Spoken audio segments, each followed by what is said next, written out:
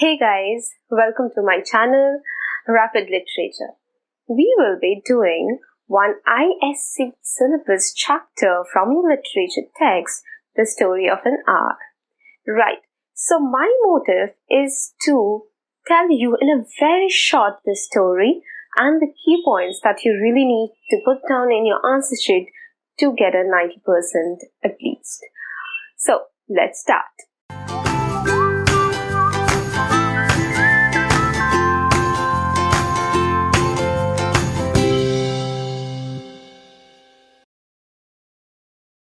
The Story of an Hour is written by Kate Chopin. She is an American writer. It was first published in 1894. This is based on American realism, and it has been written from a third-person omniscient perspective. Now, let me tell you that there are some important points that you really need to note down.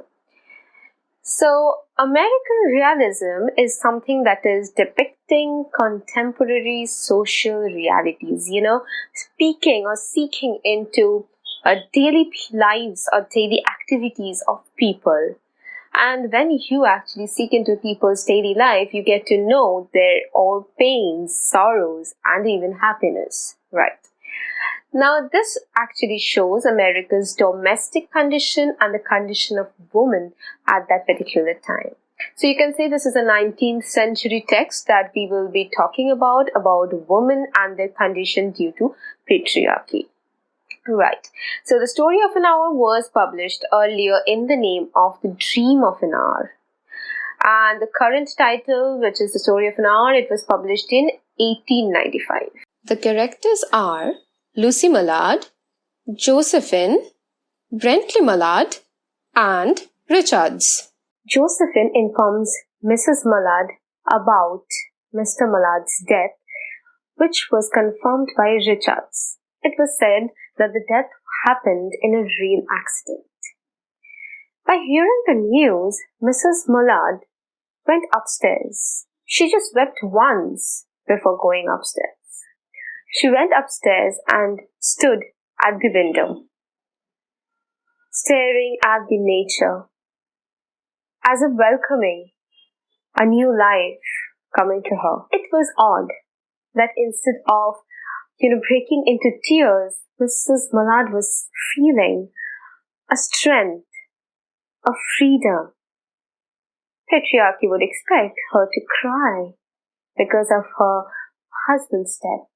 It was for the first time that she found her to be alive, her psyche, her soul to be alive, as if she just stepped into another world of freedom. A beautiful paradigm shift, I believe.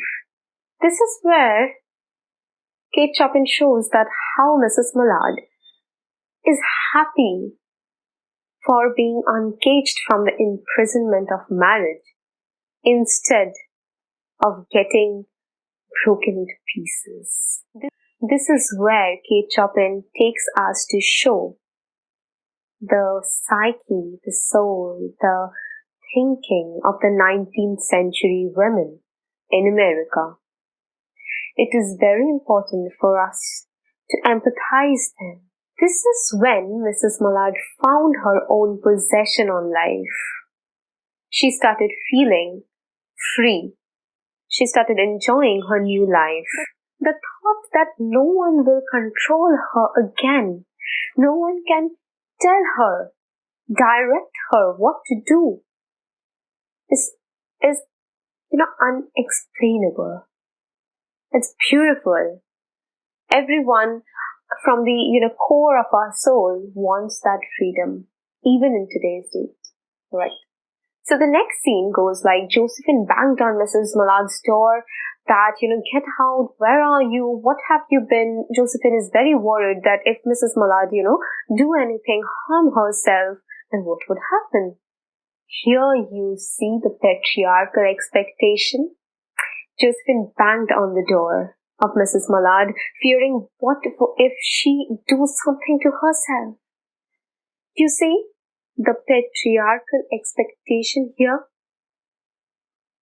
every people in the society would expect her to be, murdered herself now. But Mrs. Mallard, opens the door, walks out like a queen, just returned with her victory, and came downstairs with Josephine. The time she felt for that moment, the taste of freedom, gazing outside from the window, the nature, the open sky, made her feel like an achiever. But she comes downstairs with Josephine, and there's the turning point. Mrs. Mallard and Josephine was coming down, and that was the moment when someone was opening the door with a latch key. And it was Mr. Mallard. Yes, Mr. Mallard, who doesn't know even about any accident. He was alive all the time. This is where the third person omniscient plays the role. After seeing Mr. Mallard, Josephine burst into tears. Richards just took a very little moment to quickly check, witness the expression of Mrs. Mallard, but it was very late. Mrs. Mallard, who was still dancing in the world of her freedom,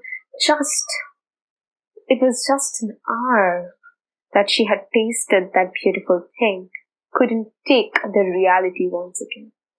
She collapsed. Doctor that visited later said that it was the joy that kills her because her heart was weakened. But is it so?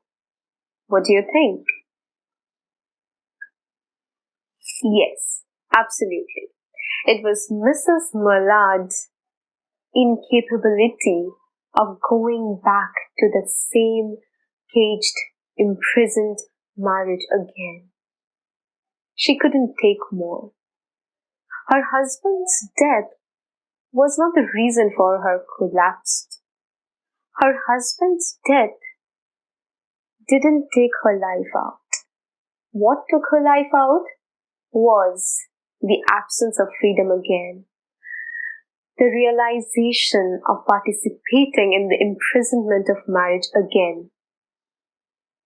So, Kate Chopin wants to show us there were many women in this 19th century who were only subjected to marry because that was the only guarantee of their life. But no one questioned them whether they were happy. Kate Chopin dives into a woman's heart and digs out whatever the old pain that woman should bear, the woman must be bearing during the whole journey of the imprisonment of marriage. Now let me share with you some important lines. Some important lines are: she wept at once with sudden, wild abandonment in her sister's arms. There was something coming to her and she was waiting for it fearfully. And yet she had loved him sometimes. Free, body and soul free. She carried herself unwittingly like a goddess of victory. She had died of heart disease, of the joy that kills. So this was the story of an hour. Hope you like it. So do not forget to hit the like button. And please do comment me whether it helps you or not. Don't forget to share with your friends though. Happy learning.